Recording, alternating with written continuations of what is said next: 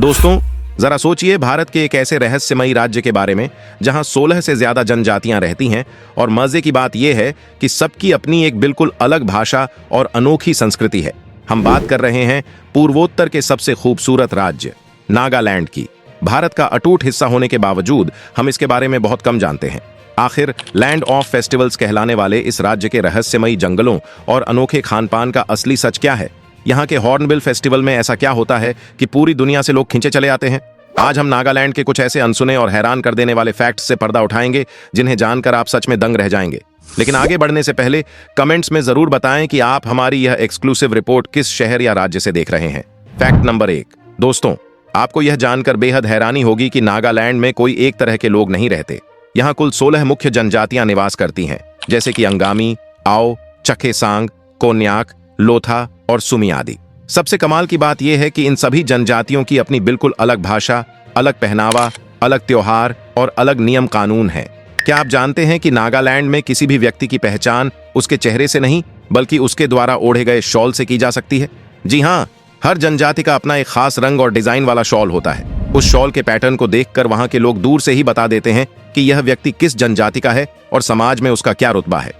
यह शॉल सिर्फ ठंड से बचने का कपड़ा नहीं है, बल्कि एक तरह का आइडेंटिटी कार्ड है। अगर कोई व्यक्ति बहुत बड़ा काम करता है या समाज में उसका बहुत सम्मान है, तो उसके शॉल का डिजाइन बिल्कुल अलग होता है। इन शॉलों को आज भी हाथों से बुना जाता है और इनमें इस्तेमाल होने वाले प्राकृतिक रंग पेड़ों की छाल से निकाले जाते हैं। सच में ऐसा अनोखा सिस्टम आपने दुनिया में कहीं और नहीं देखा होगा। Fact number 2। नागालैंड के मोन जिले में एक रहस्यमयी और बेहद खूबसूरत गांव है जिसका नाम है लोंगवा। यह गांव भारत और म्यांमार के बिल्कुल बॉर्डर पर बसा हुआ है। लेकिन इसमें असली सस्पेंस क्या है? सस्पेंस यह है कि भारत और म्यांमार की अंतरराष्ट्रीय सीमा रेखा इस गांव के बिल्कुल बीचों बीच से होकर गुजरती है। और सबसे मजेदार बात तो यह है कि इस गांव के जो मुखिया हैं, उनका घर बिल्कुल बॉर्डर के ऊपर बना हुआ है। मुखिया जी के घर का आधा हिस्सा भारत में है और आधा हिस्सा म्यांमार में है। कहा जाता है कि मुखिया जी खाना म्यांमार वाले हिस्से में खाते हैं और सोते भारत वाले हिस्से में हैं। लोंगवा गांव के लोगों को म्यांमार जाने के लिए किसी भी तरह के पासपोर्ट या वीजा की कोई जरूरत नहीं होती है। इस गांव के लोगों के पास एक तरह से 2 देशों की नागरिकता होती है। ये लोग आजादी से दोनों देशों की सीमाओं में घूम सकते हैं, काम कर सकते हैं और खेती कर सकते हैं। राजनीतिक सीमाएं इन लोगों के दिलों और इनके आपसी भाईचारे को नहीं बांट पाई हैं। है ना यह एक बेहद अद्भुत और सिनेमाई कहानी जैसी जगह। Fact number 3। जब आप पूर्वोत्तर भारत के इस राज्य के बारे में सोचते हैं तो आपको लगता होगा कि यहाँ के लोग कोई ऐसी पुरानी और कठिन भाषा बोलते होंगे जो हमें बिल्कुल समझ ना आए। लेकिन सच्चाई इसके बिल्कुल उलट है। आपको जानकर ताज्जुब होगा कि नागालैंड भारत के उन गिने चुने राज्यों में से एक है जहाँ की आधिकारिक भाषा अंग्रेजी है। जी हाँ, नागालैंड के स्कूलों, कॉलेजों और सरकारी दफ्तरों में सारा काम अंग्रेजी में ही होता है। यहाँ के ज्यादातर लोग बहुत ही अच्छी और फर्राटेदार अंग्रेजी बोलते हैं। लेकिन सवाल यह उठता है कि जब 16 अलग अलग जनजातियां हैं और सबकी अपनी अलग अलग स्थानीय भाषाएं हैं, तो वो आपस में बात कैसे करते हैं? इस समस्या का समाधान है एक बहुत ही प्यारी और अनोखी भाषा जिसे नागामीज कहा जाता है। यह कोई प्राचीन भाषा नहीं है, बल्कि यह एक लिंक लैंग्वेज है जो असमिया, बंगाली, हिंदी और स्थानीय बोलियों को मिलाकर बनी है। अगर आप नागालैंड घूमने जाते हैं तो आपको वहां कोई भी परेशानी नहीं होगी। वहां के लोग हिंदी भी बहुत आसानी से समझ लेते हैं और बड़े प्यार से आपसे बात करते हैं। Fact number 4। दोस्तों, अगर आपने नागालैंड का नाम सुना है तो आपने हॉर्नबिल फेस्टिवल के बारे में जरूर सुना होगा। इसे त्योहारों का त्योहार कहा जाता है। इसका नाम हॉर्नबिल नाम के एक बहुत ही खूबसूरत और पवित्र पक्षी के नाम पर रखा गया है, जिसका नागालैंड की संस्कृति और लोक कथाओं में बहुत ऊंचा स्थान है। यह फेस्टिवल हर साल 1 दिसंबर से 10 दिसंबर तक राजधानी कोहिमा के पास किसामा हेरिटेज विलेज में बहुत ही धूमधाम से मनाया जाता है। इस एक त्योहार में पूरा नागालैंड एक ही छत के नीचे आ जाता है। नागालैंड की सभी 16 जनजातियां एक ही जगह पर इकट्ठा होती हैं और अपनी संस्कृति, अपने पारंपरिक नृत्य, गीत और कला का शानदार प्रदर्शन करती हैं। इस दौरान आपको वहां बांस से बनी खूबसूरत चीजें, लकड़ियों पर की गई बेहतरीन नक्काशी, रंग बिरंगे पारंपरिक कपड़े और बहुत सारे अनोखे खेल देखने को मिलेंगे। पूरी दुनिया से, यहाँ तक कि यूरोप और अमेरिका से भी विदेशी पर्यटक सिर्फ इस 10 दिन के त्योहार को देखने के लिए नागालैंड खींचे चले आते हैं। इस त्योहार का मुख्य उद्देश्य नागालैंड की प्राचीन और विलुप्त होती संस्कृति की रक्षा करना और दुनिया के सामने नागालैंड की खूबसूरती को दिखाना है। दिसंबर का महीना यहाँ जाने के लिए सबसे बेहतरीन होता है। Fact number 5। नागालैंड का खान पान भारत के बाकी राज्यों जैसे दिल्ली, पंजाब या महाराष्ट्र से बिल्कुल अलग है। यहाँ के लोग खाने में तेल और मसालों का इस्तेमाल बहुत कम करते हैं। इनका ज्यादातर खाना उबला हुआ या धुएं में पकाया हुआ होता है, जो सेहत के लिए बहुत फायदेमंद माना जाता है। नागालैंड के लोग प्राकृतिक चीजों जैसे बैम्बू शूट और फर्मेंटेड सोयाबीन का बहुत ज्यादा इस्तेमाल करते हैं। इससे उनके खाने में एक बहुत ही अलग और अनोखा स्वाद आता है। लेकिन इस खाने में सबसे बड़ा सस्पेंस है यहाँ की एक खास मिर्च, जिसे भूत जोलोकिया या राजा मिर्चा कहा जाता है। दोस्तों, ये कोई आम मिर्च नहीं है। एक समय पर इस मिर्च का नाम दुनिया की सबसे तीखी मिर्च के रूप में Guinness book of world records में दर्ज हो चुका है। यह मिर्च इतनी ज्यादा तीखी होती है कि अगर कोई आम इंसान इसे थोड़ा सा भी छक ले तो उसके कान से धुआं निकल सकता है और आंखों से आंसू बहने लग सकते हैं। नागालैंड के लोग इस भूत जोलोकिया का इस्तेमाल अपने लगभग हर पारंपरिक पकवान में करते हैं। इसके अलावा नागालैंड अपनी ऑर्गेनिक फार्मिंग के लिए भी जाना जाता है, यानी यहाँ मिलने वाली सब्जियां और फल पूरी तरह से बिना केमिकल के उगाए जाते हैं।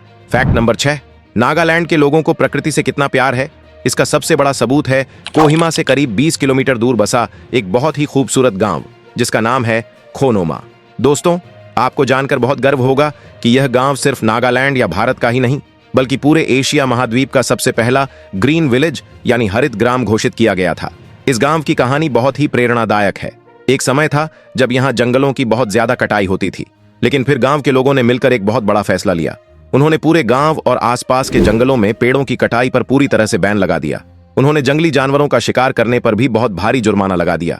आज खोनोमा गांव एक ऐसा स्वर्ग बन चुका है जहाँ के जंगल बहुत घने हैं, जहाँ दुर्लभ पक्षी चहचहाते हैं और जहाँ की हवा दुनिया की सबसे शुद्ध हवाओं में से एक मानी जाती है। यहाँ के घर बहुत खूबसूरत हैं और प्लास्टिक का इस्तेमाल यहाँ लगभग ना के बराबर है। खोनोमा गांव पूरी दुनिया को यह सिखाता है कि अगर इंसान ठान ले तो वह प्रकृति को बर्बाद होने से कैसे बचा सकता है और कैसे उसके साथ मिलकर शांति से रह सकता है। फैक्ट नंबर 7, जब दुनिया में बड़े बड़े स्कूल, कॉलेज और इंटरनेट नहीं हुआ करते थे, तब नागालैंड की जनजातियां अपने बच्चों को कैसे पढ़ाती थीं? इसका जवाब है उनका सदियों पुराना मोरुंग सिस्टम। मोरुंग दरअसल बांस और लकड़ी से बने बड़े बड़े और खास डिजाइन वाले घर या हॉस्टल हुआ करते थे।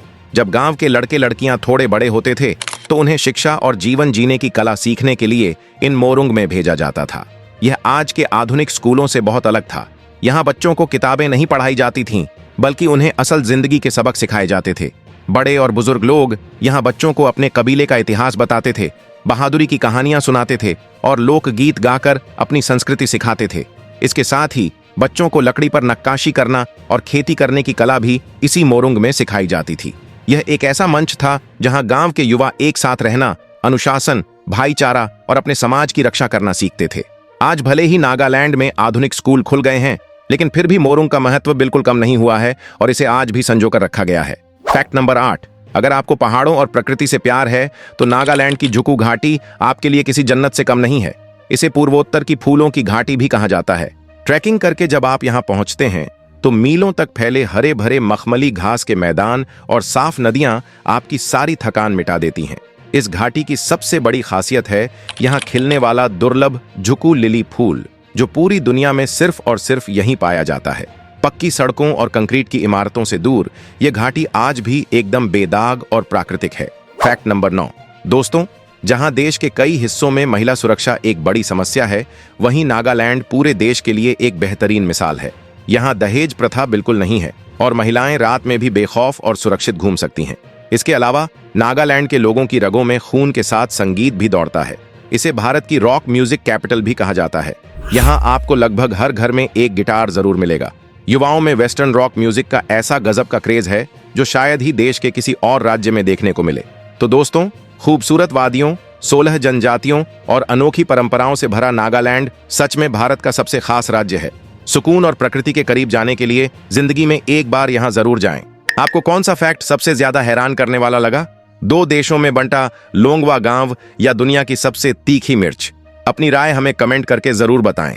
अगर इस वीडियो से कुछ नया जानने को मिला हो तो तुरंत लाइक करें और इसे अपने दोस्तों परिवार के साथ जरूर शेयर करें।